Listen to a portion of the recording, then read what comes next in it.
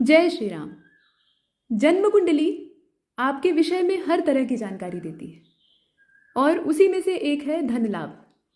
पैसा कितना आपके पास होगा, आपके जीवन काल में कितना धन आप उपार्जित करेंगे, स्व उपार्जित करेंगे अपने पुरुषार्थ से अथवा विरासत में आपको प्राप्त होगा या जुए लॉटरी सट्टे से आपको लाभ प्राप्त होगा, किस माध्यम से धन आपके पास आएगा और कहाँ खर्च होगा, यह सब भी आपकी कुंडली ही बताती है।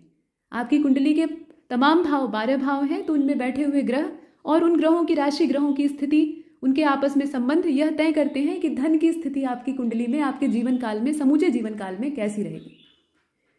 कुछ सूत्र हैं, उन्हें ध्यान से देखिए। ऐसे ही बहुत सारे सूत्र आपको बताए जाएंगे शॉर्ट वीडियो में। कुछ सीमित सूत्र हैं, इन्हें देखिए। दूसरा घर जो कुंडली का होता है, द्वितीय भाव, द्वितीयेश यानी धनेश। तो द्वितीय भाव को देखिए, उसमें कौन सा ग्रह मौजूद है, किस ग्रह की राशि है। जिस ग्रह की राशि है वह आपके धनेश, धन के स्वामी। और 11वां भाव, एकादश भाव, वहां किस ग्रह की राशि लिखी हुई है, कौन सी राशि बन रही है। जैसे मान लीजिए कि 11वें भाव में मकर राशि बन रही है या कुंभ राशि बन रही है, तो आपके लाभेश, वो लाभ भाव होता है। लाभ आपको कैसे और कहां से अर्जित होगा, वह वहां से 11वें भाव से तय होता है। तो लाभ भाव के स्वामी आपके शनिदेव हुए। उदाहरण के लिए मान लीजिए कि वहां मेष राशि 11वें में बन रही है, तो मंगल हो गए। मतलब जो राशि बन रही है वो राशि स्वामी वहां पर उस भाव के स्वामी हो जाएंगे, यानी आपके लाभ भाव के स्वामी बन जाएंगे।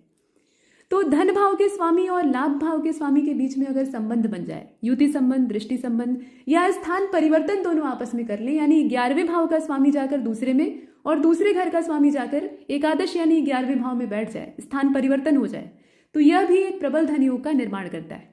भौतिक लाभ अर्जित करने के लिए आपकी कुंडली में बृहस्पति और शुक्र का अच्छी अवस्था में होना भी आवश्यक है। भले ही कुंडली इन दोनों ग्रहों के पक्ष में न हो, ये दोनों ग्रह आपकी कुंडली में आपके लग्न के अनुरूप कारक न हो सकता है, लेकिन उसके बावजूद ये दोनों शुभ ग्रह हैं और ये किसी भी अवस्था में व्यक्ति का समूचा अहित नहीं करते।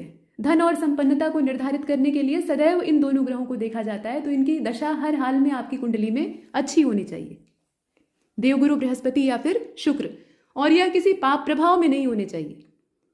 धन योग का एक और अच्छा रिजल्ट देखने के लिए मिलता है।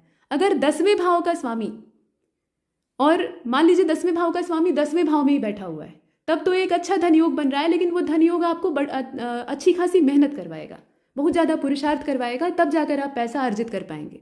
और मान लीजिए कि आपके लग्नेश, लग्न का जो स्वामी है वो 10वें भाव में, आपके कर्म भाव में जाकर बैठ जाए, तो पुरुषार्थ तो वो भी आपसे करवाएगा, लेकिन आपको इतना अमीर बनाएगा कि आपके खानदान भर में किसी ने उतना पैसा नहीं कमाया है, उतना धन आपके पास होगा।